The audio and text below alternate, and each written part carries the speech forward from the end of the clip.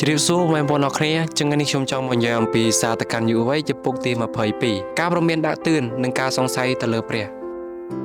ចូលយើងរកគ្នាកុំសង្ស័យទៅលើព្រះសោះថាព្រះអង្គមិនមែនជាព្រះសង្គ្រោះឡើយព្រះអង្គទ្រង់បានយាងចុះពីនគរតាសួរដើម្បីមកសង្កត់ជំនួសយើងរកគ្នាដែលយើងជាមនុស្សមានបាបដែលយើងតែងតែប្រព្រឹត្តបាបពីមួយថ្ងៃទៅមួយថ្ងៃយើងដឹងថាព្រះអង្គគឺទ្រង់វេទនាខ្លាំងណាស់នៅពេលដែលគេធ្វើបាបទ្រង់នៅពេលដែលព្រះអង្គយាងមកដើម្បីសង្កត់ជំនួសយើងដែលយើងជាមនុស្សមានបាបយើងរកគ្នាគឺជាយុវជនដែលព្រះអង្គទ្រង់បានរើសតាំងដើម្បីនៅបំពេញនូវកិច្ចការងាររបស់ទ្រង់ដើម្បីផ្សាយនូវព្រះនាមរបស់ទ្រង់ឬក៏ព្រះបន្ទូលរបស់ទ្រង់ទៅកាន់ពិភពលោកទាំងមូលឲ្យគេបានដឹងបានជឿពីព្រះបន្ទូលរបស់ទ្រង់យើងមិនដឹងទេ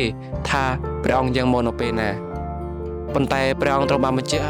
ក់ទៀតថាព្រះអង្គទ្រង់នឹងយ៉ាងមកឆាប់ចូលយើងរកគ្នាត្រៀមចាត់កែប្រែនៅតចរិតរបស់យើងដែលយើងតែងតែប្រព្រឹត្តអាក្រក់ពីមួយថ្ងៃមួយថ្ងៃដើម្បីនឹងកែប្រែខ្លួនរបស់យើងឲ្យខ្លាចទៅជាមនុស្សល្អម្នាក់ដែលដើរតាមជំហាននៃព្រះអង្គព្រះយេស៊ូវទ្រង់បានបង្រៀនយើងរកគ្នាឲ្យយើងចេះអត់ធ្មត់នៅ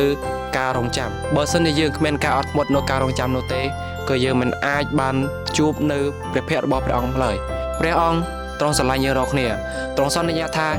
ទ្រង់នឹងយាងពីនគរឋានសួគ៌ចុះមកនៅផែនដីដើម្បីនឹងមកយកយើងរាល់គ្នាដែលយើងជាកូនរបស់ទ្រង់ដើម្បីយកទៅឯនគរឋានសួគ៌ជាទីកន្លែងមួយដែលពោពេញដោយភាពសប្បាយរីករាយទីកន្លែងអ្នកសុខសាន្តហើយយើងអាចរស់នៅជាមួយនឹងព្រះអង្គដែលជាព្រះសង្គ្រោះផងដែរជាចុងក្រោយខ្ញុំចង់ឲ្យយើងទាំងអស់គ្នាកុំសង្ស័យទៅលើព្រះយេស៊ូវឯសោះ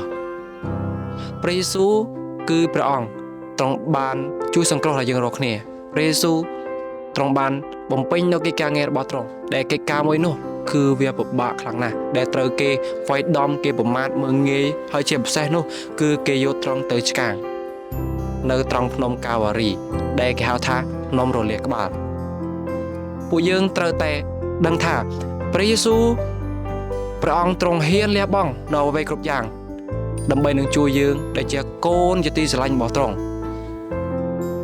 ព្រះអង្គទ្រង់បានប្រាប់ថាទោះបីយើងអាក្រក់ប៉ុណ្ណាក៏យើងនៅតែជាកូនរបស់ព្រះអង្គទ្រង់ចង់ឃើញកូនរបស់ទ្រង់ដែលតែងតែដើរតាមនៅគំលងរបស់សាតាំងកែប្រែចិត្តមកទទួលព្រះអង្គគឺជាព្រះសង្គ្រោះផងដែរយើងដឹងថាសាតាំងគឺវាតែងតែធ្វើឲ្យមនុស្សហេនវិនាសវាតែងតែធ្វើឲ្យមនុស្សជួបនៅកិច្ចការងារដែលអាក្រក់ធ្វើឲ្យមនុស្សចេះស្អប់គ្នាឯងជាពិសេសគឺសម័យនេះយើងដឹងហើយថាសាតាំងវាចាប់ដើមធ្វើឲ្យមនុស្សសម្លាប់គ្នាទៅវិញទៅមកជាពិសេសឈានទៅដល់សម្លាប់ឪពុកម្ដាយខ្លួនឯងក៏បាននេះហើយដែលព្រះអង្គទ្រង់ចង់ឲ្យយើងកែប្រែចិត្តដើម្បីមកទទួលព្រះអង្គគឺជាព្រះសង្គ្រោះហើយឈប់ដើរតាមគំលងរបស់សាតាំងមកដើរតាមព្រះយេស៊ូវដែលព្រះអង្គគឺជាព្រះសង្គ្រោះយើងរកគ្នាដែលព្រះអង្គទ្រង់នឹងជួយយើងឲ្យរួចផុតពីសេចក្តីទុក្ខសេចក្តីវេទនាផងដែរ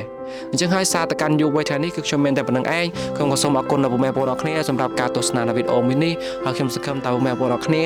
នឹងទទួលបាននៅវីដេអូជាច្រើនទៀតពីខ្ញុំបាទសូមអរគុណនិងសូមជម្រាបលា